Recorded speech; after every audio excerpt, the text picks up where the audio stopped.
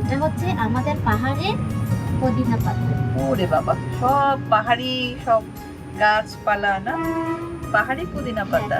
সাবারাং পাতাও বলে এটা। ও, সাবারাং পাতা। সাবারাং পাতা। আচ্ছা আচ্ছা, এটা অনেক সুন্দর দেখতে। তারপরে এটা তো পাহাড়ি মরিচ না? হ্যাঁ, এটা তো আমি দেখেছি অনেক এটা জায়গায়। পাহাড়ি, এটা অনেক ঝাল হয়। অনেক ঝাল। ওরে বাবা, আমি ঝাল খেতে পারি।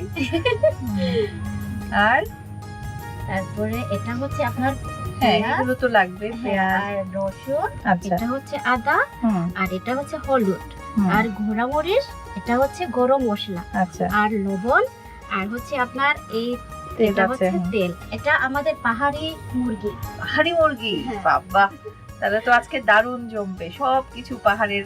তো দিদি তাহলে শুরু করে। আচ্ছা ঠিক আছে, এইটা কিন্তু আমি সব ধুয়ে রাখছি। আচ্ছা আমি আচ্ছা এখন শুরু করব এই বাঁশকুড়ুটা কাটবো এখন। আচ্ছা,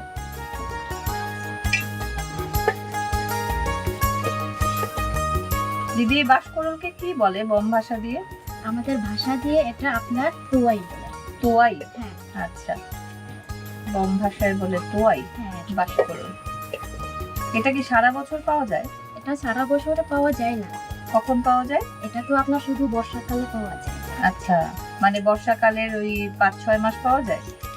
হ্যাঁ, এরকম পাওয়া যায়। এখন তো আপনার শেষ প্রায়, হুম হুম, এখন তো আপনি দেখেন বাঁশকুড়ুল কিন্তু ছোট ছোট। আচ্ছা, এখন তো আপনার সিজনটা শেষ হয়ে গেছে।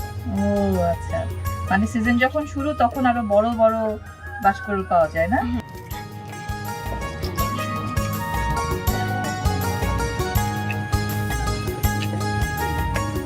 দিদিও একটা অংশ ফেলে দিচ্ছেন কেন? এটা তো আপনার শক্ত আছে, এই জন্য আমি ফেলে দিই। ও আচ্ছা আচ্ছা, মানে শক্ত অংশটুকু ফেলতে হ্যাঁ, হবে। আমি তো কিন্তু শুধু নরমটা নিলাম। আচ্ছা,